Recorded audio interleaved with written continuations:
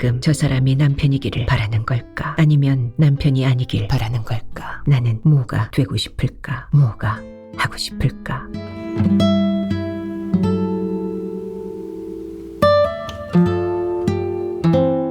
오래된 부인 오은주.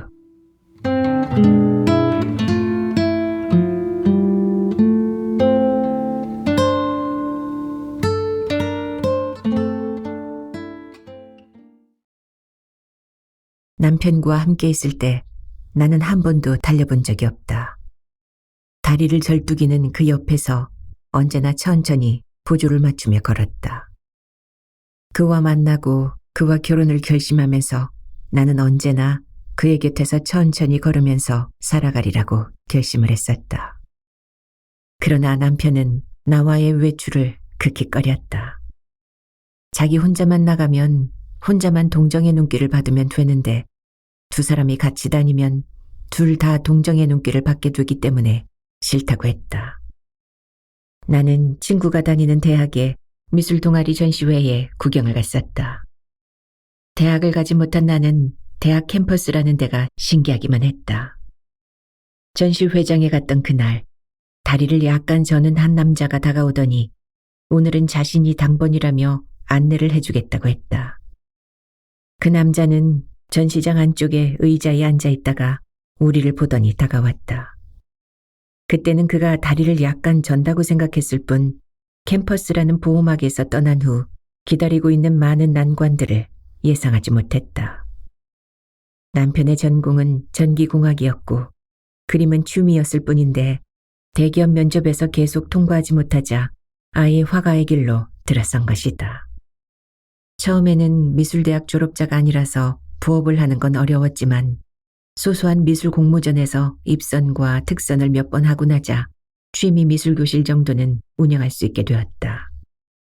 그 남자의 아내가 되어 평생 그림을 그리게 해주고 나는 카페라도 운영하며 최소한의 밥벌이를 하며 조용히 살아가는 것도 좋을 것 같았다.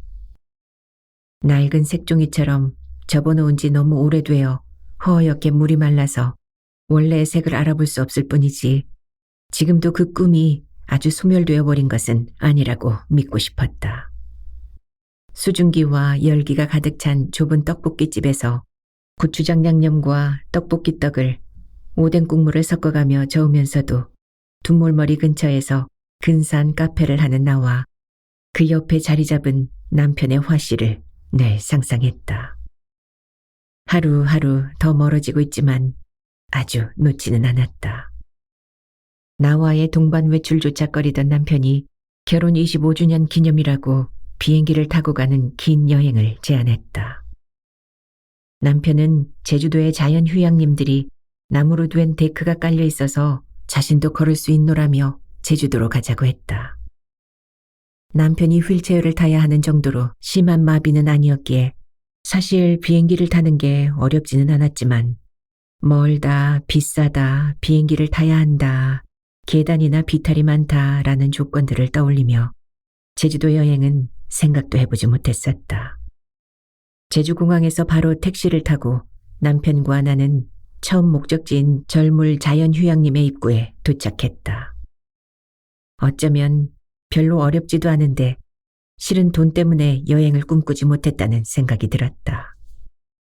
듣던 대로 나무 데크가 제법한 높이까지 깔려 있어서 평소에 산을 가보지 못하는 사람들도 산비탈에서 볼 수 있었다.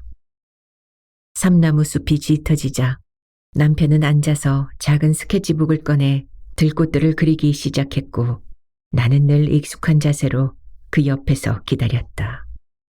제주도의 숲들이 비교적 평탄하기 때문에 쉽게 숲속에 들어갈 수 있고 그래서 많은 스케치가 가능해서 남편은 제주도를 선택한 것이다. 그런데 나는 어느 날부터인가 그가 그리는 그림을 보지 않고 있었다. 그의 화실에는 주문받은 몇 개의 정물화와 풍경화가 늘 이젤에 놓여 있었는데 나는 쳐다보는 법을 잊어갔다. 나는 들꽃을 빠르게 스케치하는 남편을 자꾸 떠나가 앞서갔다. 지난 시간 동안 남편의 다리처럼 나의 소망은 짧아지고 굳어져 갔다. 결핍을 채우고자 하는 소망이 소진되어 버렸다. 절망이 조용히 자라나 이제 내 마음에는 거대한 뿌리를 감당할 공간이 없어졌다. 항상 울음이 온 전신에 차 있는 것만 같았다. 그가 영원히 무명화가에 머무는 것처럼 나의 삶도 어설픈 선택의 연장선상에서 아마추어로 끝나는 것 같았다. 나는 바라던 것 이상으로 조용한 부인이 되어갔다. 집에서 그를 볼 때도 점점 말이 없어져 갔다. 몇 년 전에는 장사랍시고 지금은 거의 사라진 도서 대여점을 했는데 어느 날 비가 내리는데 책 냄새가 우욱하고 역겹게 느껴져서 그 장사를 접었다. 장사가 잘 되지 않는다는 서글픔에다가 그나마 여기에서 벌어들인 돈으로 살아간다고 생각하자 그 모든 사실이 역하게 느껴졌던 탓이다. 알고 보니 나는 조용한 삶을 말 없는 삶과 착각한 것 같았다. 게다가 나는 말 없는 삶을 좋아하지도 않았다. 아이가 까르르 웃고 장난감이 어질러진 그런 소란스런 걸 좋아했다. 부재이기에 그리워하는지도 몰랐다. 요즘은 도서 대여점을 하던 바로 그 자리인 아파트 입구 상가에서 떡볶이집을 하는데 의외로 내 성격에 잘 맞았다. 우선 주로 젊거나 어린 사람들이 손님이었고 자질구레한 주문에 응대하는 게 한가한 것보다 나았다. 종업원을 따로 둘 수 없는 규모라 혼자 꾸려가야 하는데 피곤하지만 정신없이 바쁠 수 있어서 좋았다. 다른 식구가 없는 집은 내 얼굴에 다른 활기를 줄 수가 없었다. 내 얼굴은 먼지가 내려앉은 듯한 칙칙함이 가득했고 그냥 바로 노부인으로 화석화되어가는 중이었다. 어린 생명을 낳아보지도 키워보지도 못한 관계의 두 사람이 그대로 퇴적시키기만 하는 시간의 켜는 집안을 정막 속에 침몰시키는 중이었다. 아득한 시간이 가져온 먼지가 폭설로 내려와 쌓였다. 겨울에는 서리가 낀 떡볶이 가게의 창문 너머로 아파트를 드나드는 사람들을 구경하기 좋았다.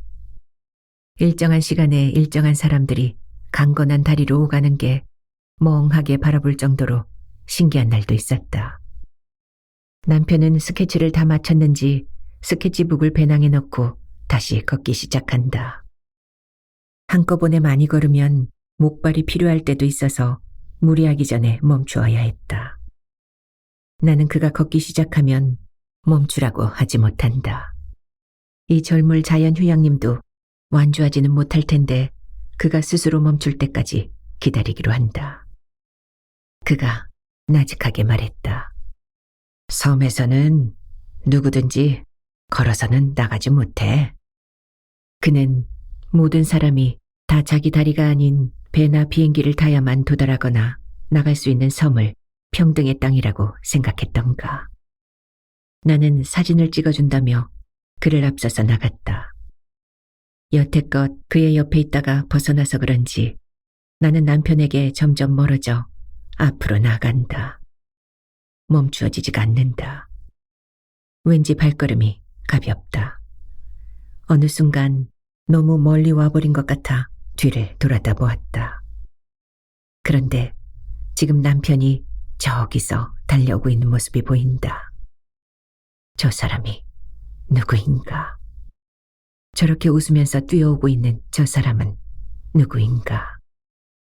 젊고 건강한 남자가 내 차지였던 시간은 없었는데 나를 향해 웃으면서 뛰어오고 있는 저 사람은 누구인가? 나는 지금 저 사람이 남편이기를 바라는 걸까? 아니면 남편이 아니길 바라는 걸까? 마음의 방.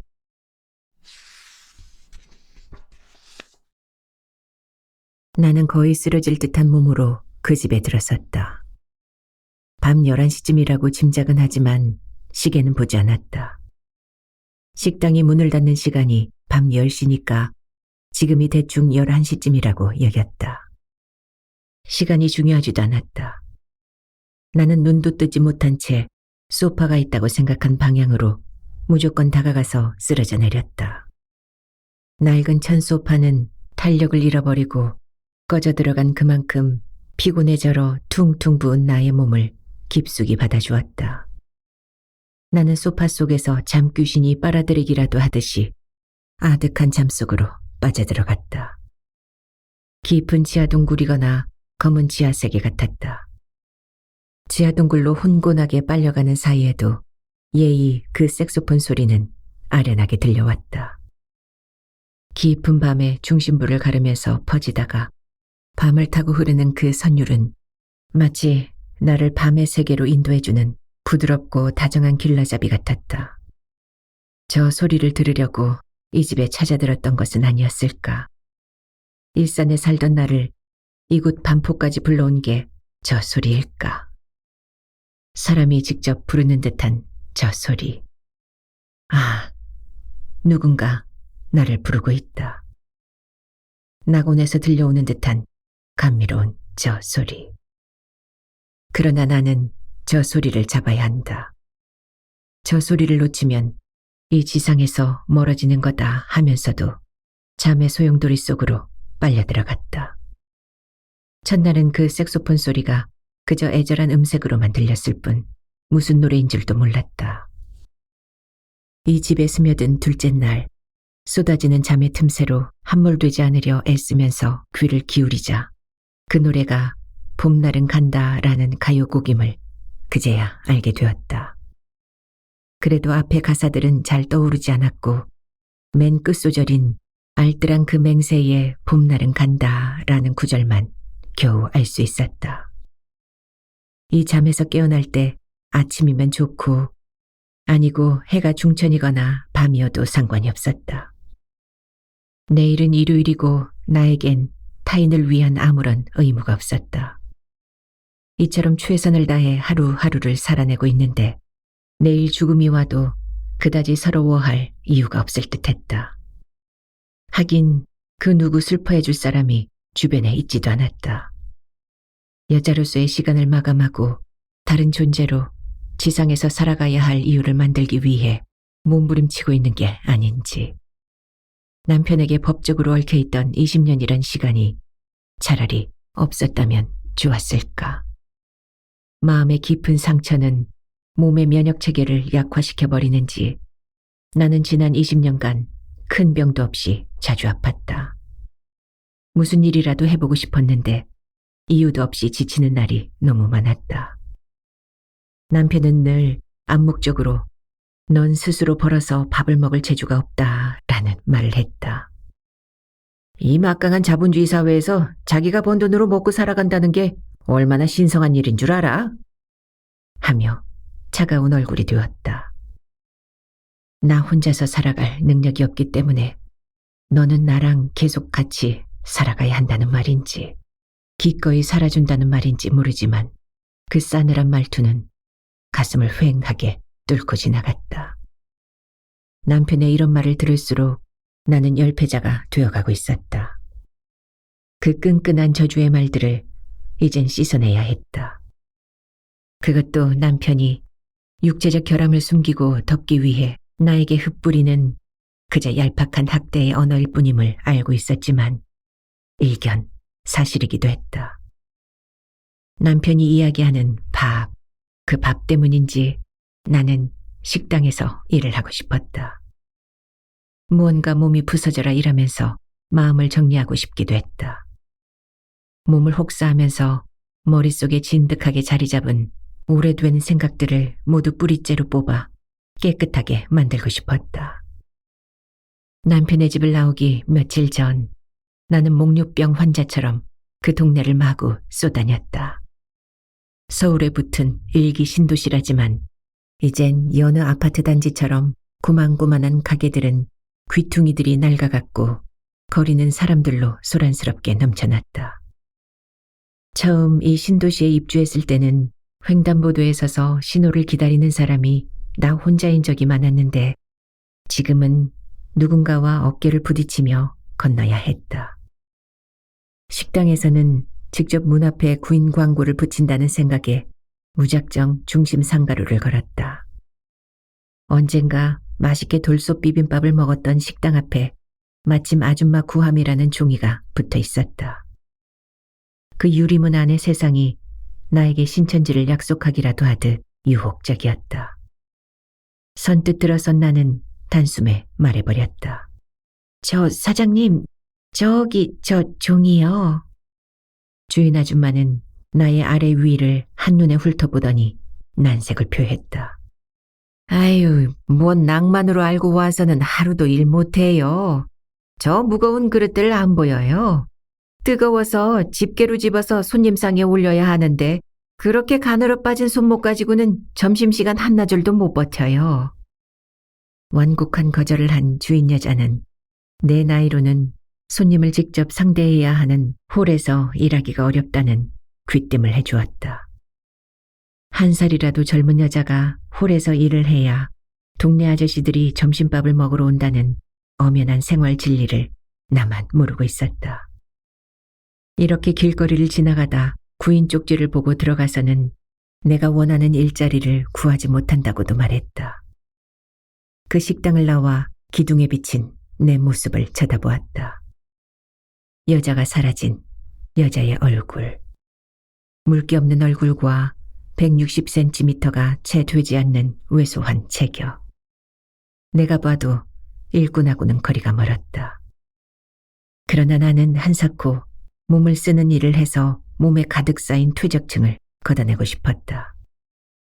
돌솥 비빔밥집 주인 아줌마가 가르쳐준 대로 알바 천국이라는 인터넷 사이트를 꼼꼼히 뒤져서 드디어 맞춤한 식당을 찾아냈다. 대학가의 식당들은 아줌마의 나이를 그리 예민하게 따지지 않았다. 대학가의 식당들은 대부분 소규모가 많아서 주인 남자가 직접 요리와 홀서빙을 하고 아줌마들은 설거지 위주로 하면서 바쁠 때는 재료 준비를 도우면 되는 곳이 많았다. 나를 고용한 사장의 말처럼 손 빠르고 음식을 해본 아줌마면 되는 조건이었다. 신촌 로터리 부근의 일본 선술집 스타일의 식당이었다. 사장이 주방을 책임지고 남자 보조가 한 명 일했다. 나는 오전엔 식재료 다듬기를 도와주고 오후부터는 설거지만 담당하기로 했다. 시급 5,500원에 주 6일 근무, 아침 9시부터 밤 10시까지 일을 하기로 계약했다. 시급 5,500원이면 하루에 7만 원 정도이니 파출부와 다름없었지만 돈을 번다는 게 급하고 중요했다. 저녁 5시쯤부터 손님이 들어오기 시작했는데 정말 단 3시간 만에 어깨가 빠지도록 아픈 상태가 뭔지 알게 되었다. 사장은 첫날 돈 1만 원을 주면서 어깨와 허리가 무척 아플 테니 미리 진통제를 먹고 파스를 붙인 다음에 자라고 했다. 나는 파스 냄새 속에 잠들면서 혹사 뒤에 오는 탈진과 소진이 가져오는 쾌감을 느꼈다. 이 정도라면 정말 내 안의 퇴적층들이 빠르게 씻겨나갈 것 같았다.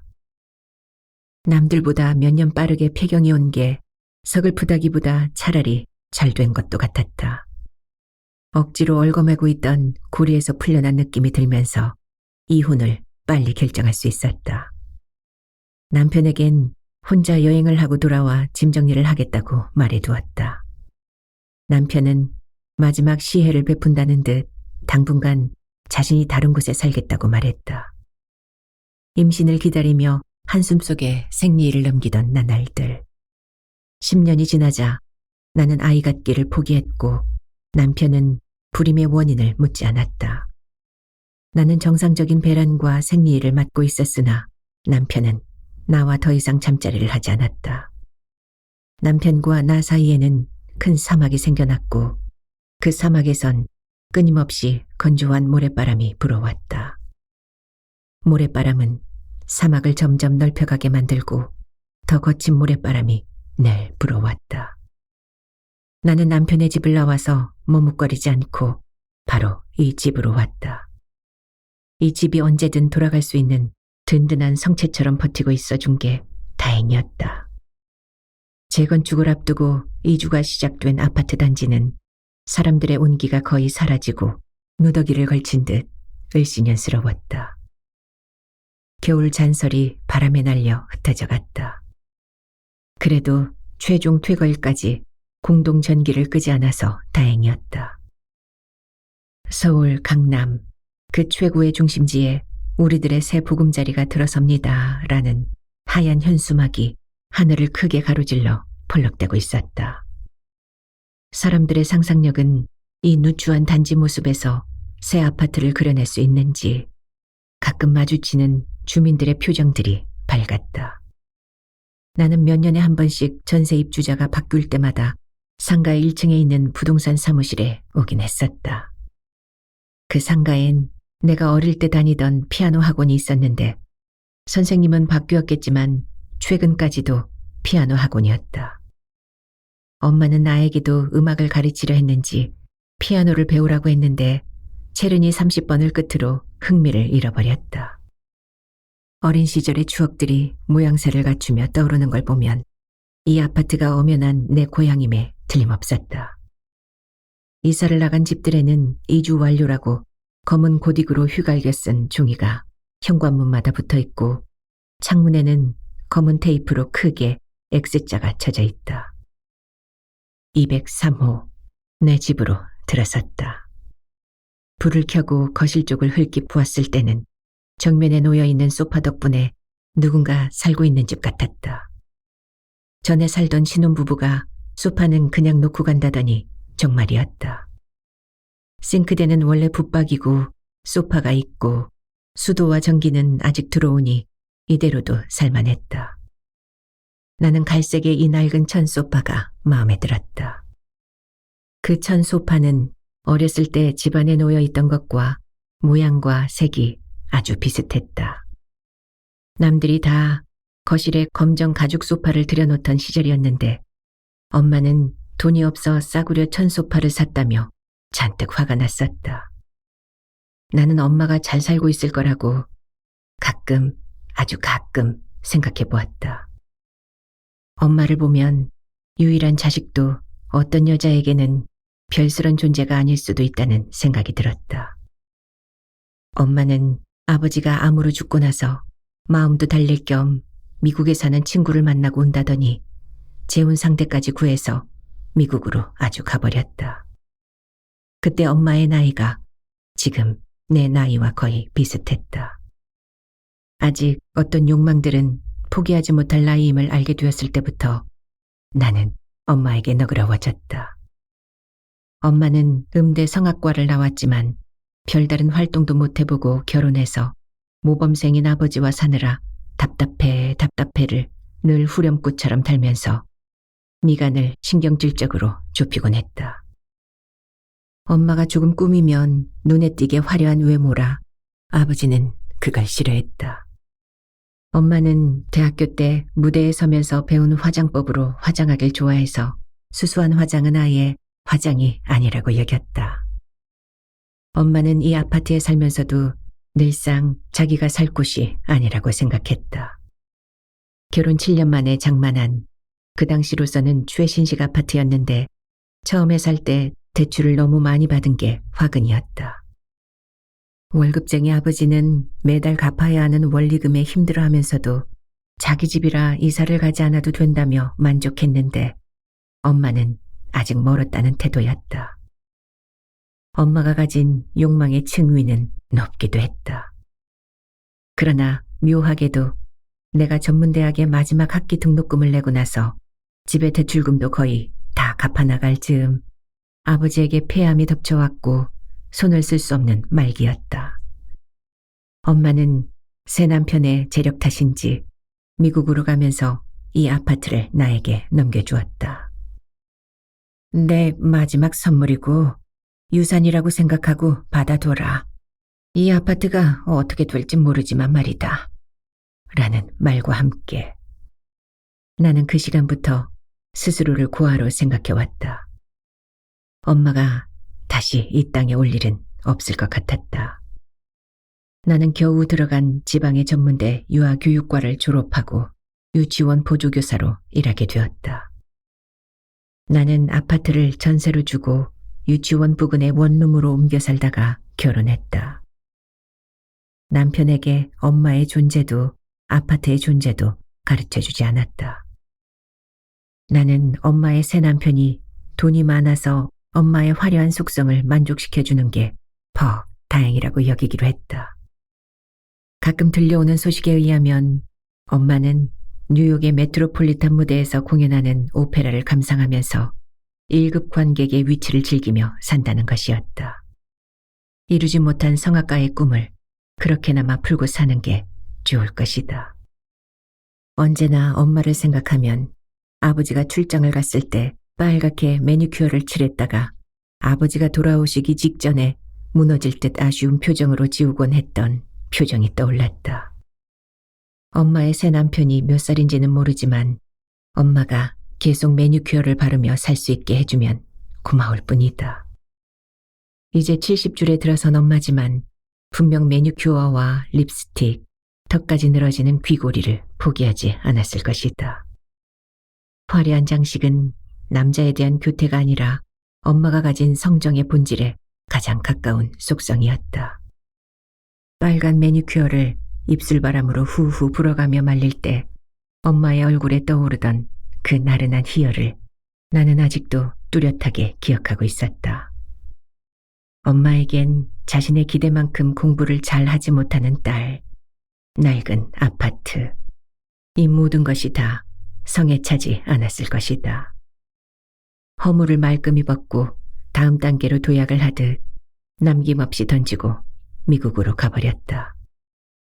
바로 내 나이에. 셋째 날 밤에도 색소폰 소리는 여전히 들려왔다. 700가구가 넘는 아파트 단지에 이젠 몇 가구만이 불을 밝히고 있어서인지 하늘은 더 어둡고 더 넓고 높았다. 색소폰 소리가 곧장 하늘로 가 닿을 것 같았다. 윗집에 가보아야 하는데. 그러다가 스르르 잠에 빠져들었다.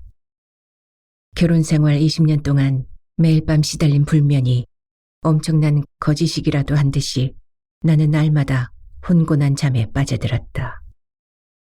얼마나 달게 잤으면 그 힘든 식당 설거지를 한 몸이 날마다 조금씩 가벼워지고 날마다 조금씩 젊어지는 것 같았다. 나는 지난 20년간 타인의 집에서 잠을 잔 것일까 하는 의구심이 들었다. 전문대학을 졸업했을 때는 처음이라 유치원 보조교사로 일을 했지만 10년 전 아이 갖기를 포기하고 38살이 되었을 때는 사실 정식 교사도 가능했다. 그런데 막상 유치원에 가서 아이들을 돌보게 되자 나는 허둥대고 말았다.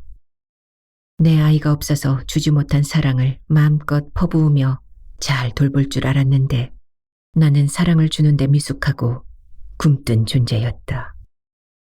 온몸이 붓고 신혈에 들떠서 2주일 만에 유치원을 그만두었다.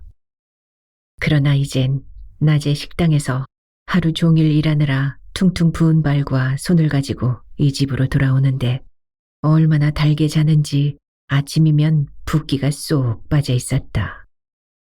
아침이면 사라지는 게 또 한 가지 더 있었다. 색소폰 소리였다. 하긴 색소폰이라면 당연히 노을이 질 때나 밤하늘에 울려 퍼져야지 아침이면 우습기도 할 것 같았다. 아침이 오면 말짱하게 아무 소리도 나지 않았다.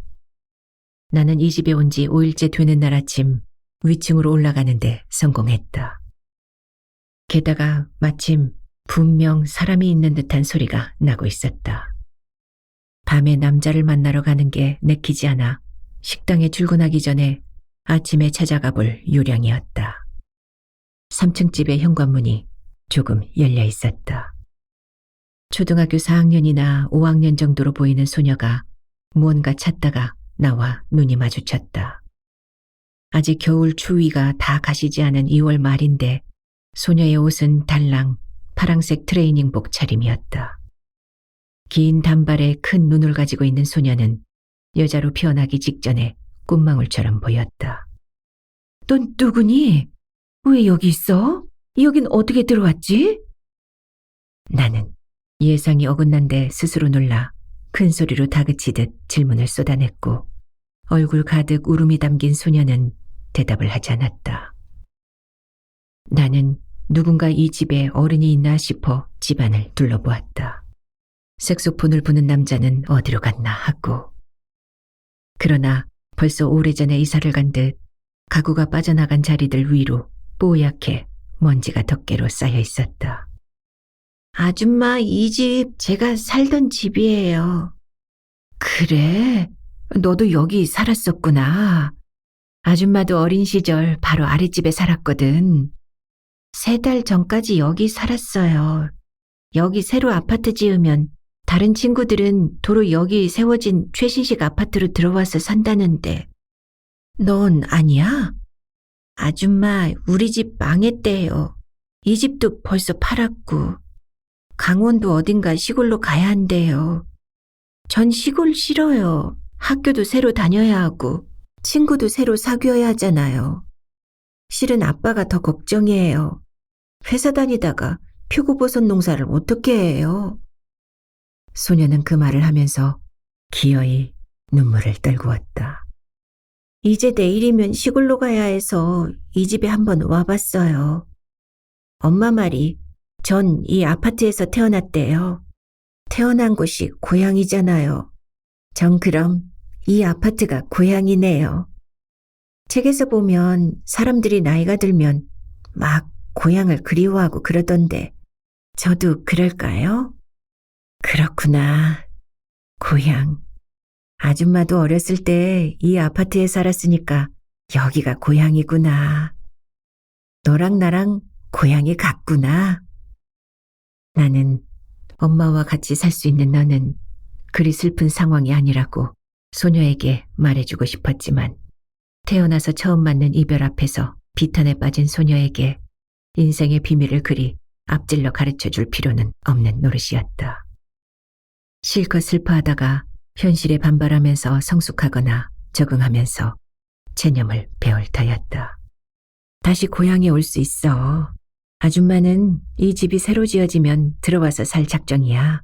3년쯤 걸리는데 그때는 너도 중학생이 될 테니까 혼자서 여기 찾아올 수 있겠지? 소녀는 무언가 조금 안도하는 얼굴빛으로 바뀌더니 그러겠다고 고개를 끄덕였다. 나는 소녀와 같이 1층 현관으로 내려와 소녀를 배웅했다. 낡은 세계를 떠나지만 새로운 세계로 가지 못할 소녀의 어깨는 비스듬히 내려앉아 있었다. 소녀를 만나고 온 그날 밤, 나는 이 집에 온 뒤 처음으로 쉽게 잠들지 못했다.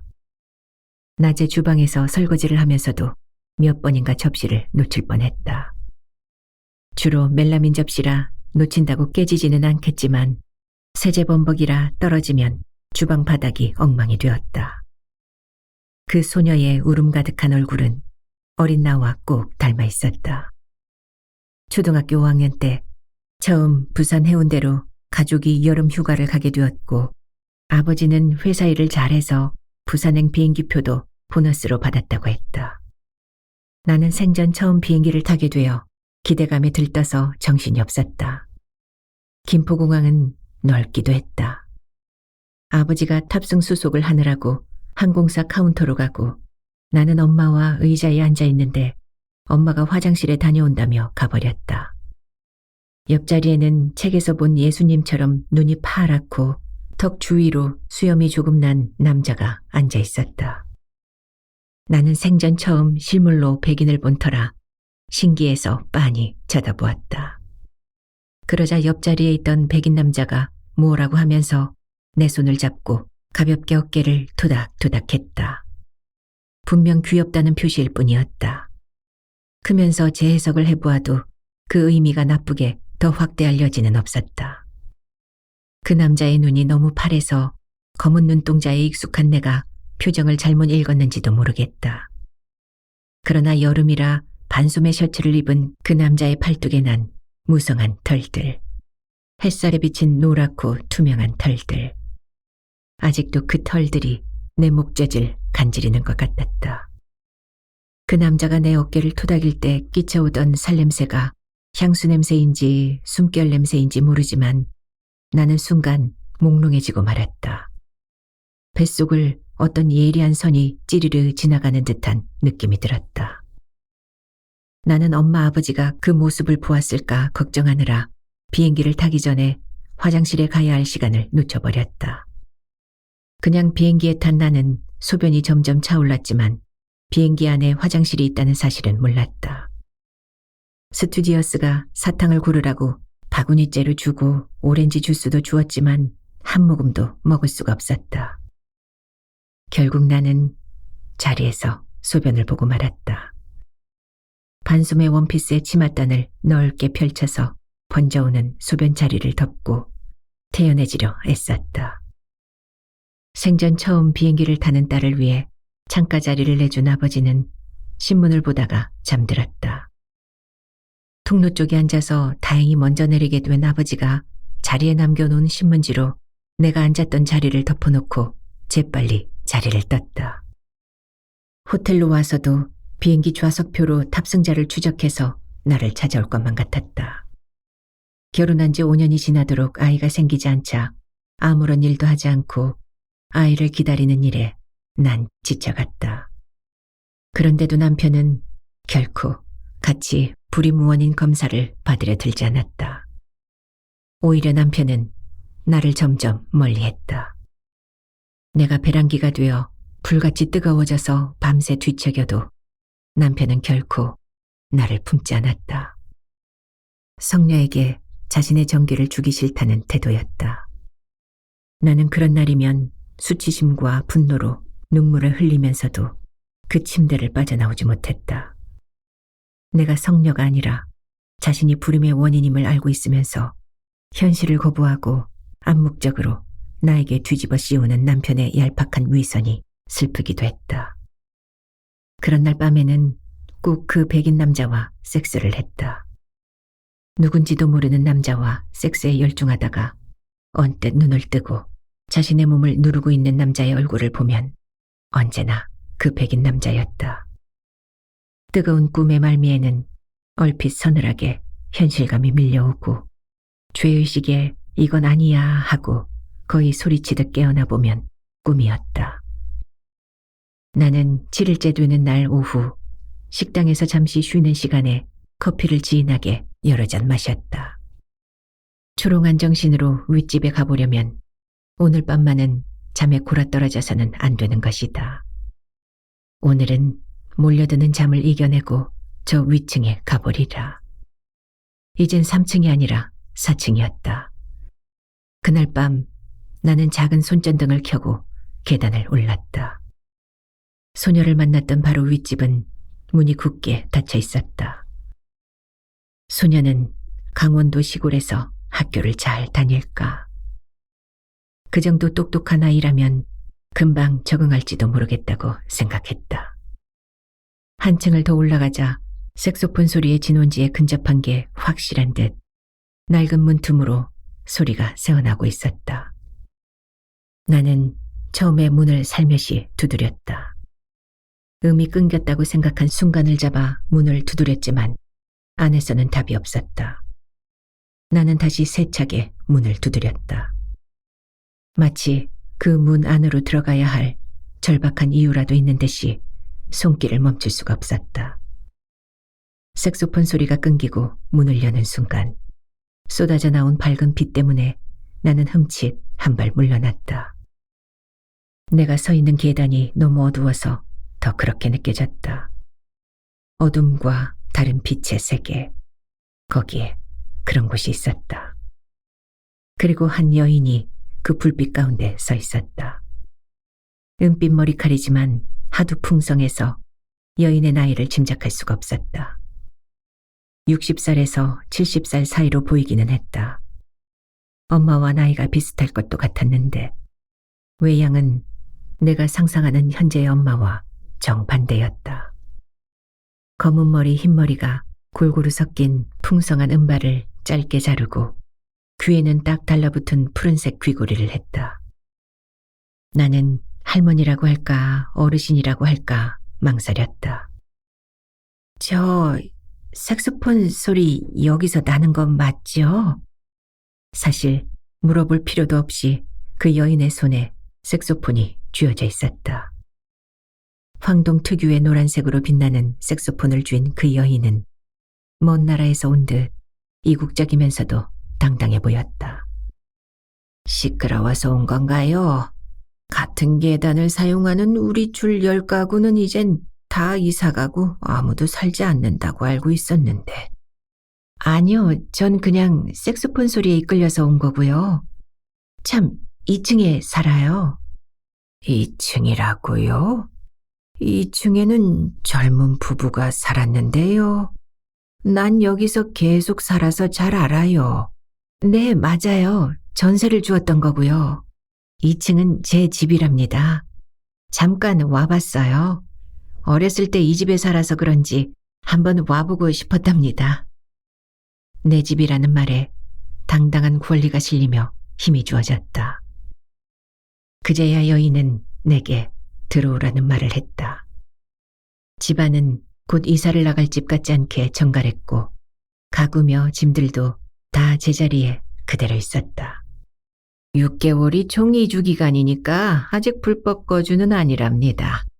이제 딱 일주일 남았네요. 안 그래도 내일부턴 자질구레한 짐은 좀 싸기 시작하려던 참이었어요. 요즘 포장이사라 딱히 할 일도 없네요.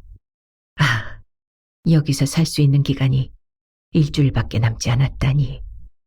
나는 정확한 최종 퇴거 일자를 모르고 있었다. 그러고 보면 세입자도 어지간히 마지막까지 버틴 셈이다. 내 소유의 통장에는 돈이 없었지만 건설사에서 새 집이 완공될 동안 집주인들이 가 있을 집에 대한 이주비가 나와서 그 돈으로 전세금을 해줄 수가 있었다. 이건 남편이 남겨놓고 간 색소폰이랍니다. 남편이 살아있을 때는 동호인 클럽이 있어서 거기서 주로 배우고 가끔 조그맣게 연주회를 하곤 해서 들으러 갔었어요. 여자들이 직접 색소폰을 부는 경우는 별로 없지요. 나도 남편의 유품을 정리하면서 어느 날 우연히 한번 불어보다가 소리가 너무 커서 깜짝 놀랐어요. 나도 이곳의 집들이 거의 다 이사 나가기 전에는 낮에 노래방에서 혼자 연습을 하곤 했답니다. 여인은 오래전부터 나를 알고나 있었던 듯 스스럼 없이 말했다. 그 여인의 호의는 딱 2집밖에 남지 않은 주민이란 연대감 때문이라고 치더라도 나에게 고여오는 이 도련한 편안함은 무엇일까? 이 색소폰 한번 배워보실래요? 그렇게 어렵지는 않아요. 곧장 색소폰 배우기를 권하는 그 여인의 말에 나는 자신이 연극무대 안에 들어와 있는 것 같았다. 그러나 같이 오래 연습을 하고 무대에 선 듯 낯설지 않고 다정하게 대해주는 여인 때문에 애초에 가졌던 옅은 경계심마저 사라져갔다. 색소폰은 사람의 목소리와 가장 많이 닮아 있어요. 그래서 그런지 중년 남자들의 버킷리스트에 색소폰 배우기가 들어있다잖아요. 버킷리스트. 죽기 전에 꼭 해야 할 일이나 하고 싶은 일의 리스트를 말한다. 나는 자신의 버킷리스트가 뭐였나 한 번도 생각해보지 않았다. 아이를 가지고 싶다는 열망이 버킷리스트의 첫 번째 목록이었을까. 그 희망은 이제 제외시키기로 한다. 유전자를 물려줄 본능을 만족시키려 했으면 진작 다른 남자를 찾았어야 했다. 지금까지 못 이룬 것보다는 앞으로 할 수 있는 것들 중에서 생각해보자. 어린 시절 엄마가 너는 커서 뭐가 되고 싶니? 라고 물었을 때 잠시 혼란스러웠던 적이 있다. 어떤 직업을 얘기하는지, 어떻게 살고 싶다는 삶의 태도를 얘기하는지 몰랐기 때문이다. 지금도 그렇다. 나는 뭐가 되고 싶을까? 뭐가 하고 싶을까? 여인은 재차 물었다. 나는 색소폰을 배우고 싶은 마음이 없었다. 그런데 이 집에 다시 올 이유를 만들려고 나는 색소폰을 배우기로 작정한 사람처럼 되물었다. 이 아파트에 완전 이주가 앞으로 일주일 남았는데 배울 수 있을까요? 이주 시기가 법적으로 끝나면 누구도 드나들 수 없게 된다. 빈집에 있다가 순찰대원에게 발각되면 법적 처벌을 받게 된다. 뭐 제대로 된 소리야 어렵겠지만 그렇게 쉬우면 뭐든지 재미가 없지요. 그렇다고 난공불락이라 포기하고 싶을 정도는 아니에요. 쉬운 곡 하나를 잡아서 감정을 싣는 연습을 하면 차츰 제 소리를 내는 방법을 체득하게 돼요. 참 이런 땐 배운다는 표현보다 체득이란 표현이 어울려요. 첫날 밤에는 그렇게 물러나왔지만 흰머리 여인은 깊숙이 내 마음에 들어와 앉았다. 두 번째 밤에는 누군가 나를 기다린다는 설렘을 갖다 집에 들어와 설거지물 냄새가 밴 옷만 갈아입고 4층으로 올라갔다. 여인은 늦은 밤에 어울리는 캐모마일 차를 준비해놓고 나를 기다렸다. 웃기게도 이것이 악기라고 악보를 보며 곡의 감정을 실어 연주 연습을 하다 보니까 사람도 장조의 피가 흐르는 사람과 단조의 피가 흐르는 사람으로 구분해서 보게 되더라고요. 아마도 그쪽은 단조의 피가 흐르는 사람? 그러면서 여인은 슬며시 웃었다. 그렇다. 난 어렸을 때부터 단조의 피가 흘렀을지도 모르겠다. 좋은 대학을 나온 화려한 엄마에게서 태어난 공부 못하는 딸이라니. 게다가 난 아버지를 닮았는지 화려한 것들이 싫었다. 내가 중학생이 되어 처음 중간고사 성적표를 받아왔을 때 엄마는 이미 공부에 관한 모든 것을 포기해버렸다. 성격이 내 성적이라 혼자서 하는 공부는 좀 할 줄 알았는데 욕심도 진짜 없구나 하는 싸늘한 말뿐이었다. 나처럼 공부 못하는 다른 친구는 딸의 성적에 속이 뒤집힌 엄마한테 세탁소 옷걸이로 종아리에 피멍이 들도록 맞았다고 했다. 나는 딸의 일에 이성을 잃는 그런 엄마를 둔 그 친구가 부러웠다. 여인의 집안에는 어제와 다르게 짐이 조금 꾸려져 있었다. 짐을 꾸리다 보니까 커다란 것들은 내가 어쩔 수 없는 게 많네. 인생도 그런 것 같아요. 작은 것들은 내가 스스로 꾸릴 수 있는 저 짐들처럼 어떻게 해보겠는데 덩치가 큰 것들은 내 힘으론 못 움직이지. 나는 그런 걸 우리가 운명이라고 하지요 라고 덧붙이려다가 주제 넘은 것 같아 그만두었다. 짐 정리를 하다가 나온 모양인지 몸체에서 빛이 사라져버린 작은 색소폰이 한 구석에 있었다. 나는 그 색소폰이 내 몫으로 준비된 것인 듯 들어보았다. 그 색소폰 줄 테니까 한번 배워볼래요? 나한테 배우라는 게 아니고 한 1년 동안 학원에 다니면서 배워보세요. 이게 은근히 치유 능력이 있어요. 나는 배울 마음도 없으면서 또 고개를 끄덕였다. 나는 여인이 나를 위해 준비해둔 따뜻한 차를 마시며 이 집에서 자고 싶다는 생각을 했다. 여인이 아주 작은 소리로 나만을 위해 색소폰으로 자장가를 불러주면 좋겠다는 도련한 열망이 휘감아 왔다. 나는 그 열망을 말하지 못하고 그냥 오늘 밤도 연주를 하느냐고만 물었다. 나는 잠시 후 내 집의 낡은 소파에서 여인의 색소폰 소리를 들었다. 초라한 요람을 흔드는 낮은 색소폰 소리는 나를 아기처럼 잠들게 했다. 일요일, 드디어 우리들의 마지막 밤이 되었다. 서로가 이 아파트에서 나간다는 사실을 알고 있지만 어디로 가는지 묻지 않았고 이 집에 다시 돌아올 것인가만 궁금했다. 마음이 통했는지 여인이 먼저 물었다. 댁은 이곳에 새 집이 완공되면 여기 들어와 살게 되나요? 나에게 멋진 새 집이 생긴다는 걸 여전히 믿을 수가 없었다. 엄마를 용서해주고 싶은 마음조차 들었다. 어르신은 여기 들어와서 살 계획인가요? 글쎄, 내 형편에 강남 한복판에 있게 된 새 아파트를 유지하며 살 수 있을지 모르겠네.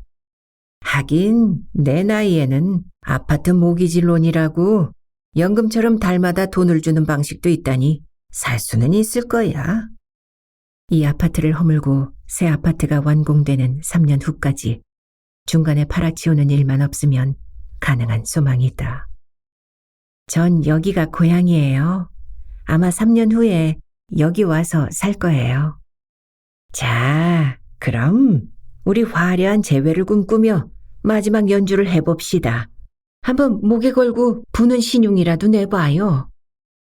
여인은 번쩍이는 색소폰을 목에 걸었다. 나는 구석에 있던 예의 그 좀 작고 더 낡은 색소폰을 따라서 목에 걸었다.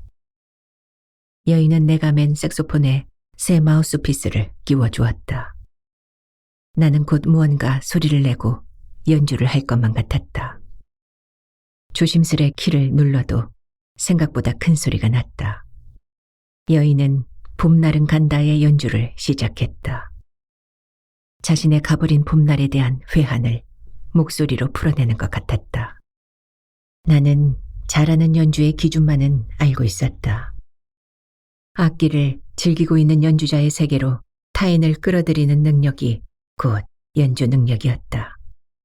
그런 기준이라면 여인의 연주는 매혹을 넘어서 관객과 혼연일체를 이루게 해주었다.